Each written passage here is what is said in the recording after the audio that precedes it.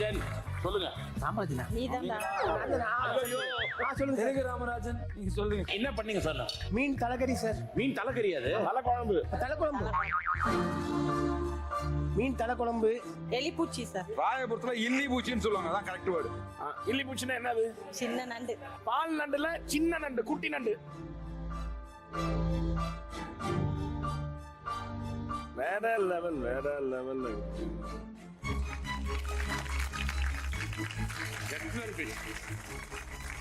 கறி, ரைஸ், மீன், எலிப்பூச்சி, பால் நண்டு.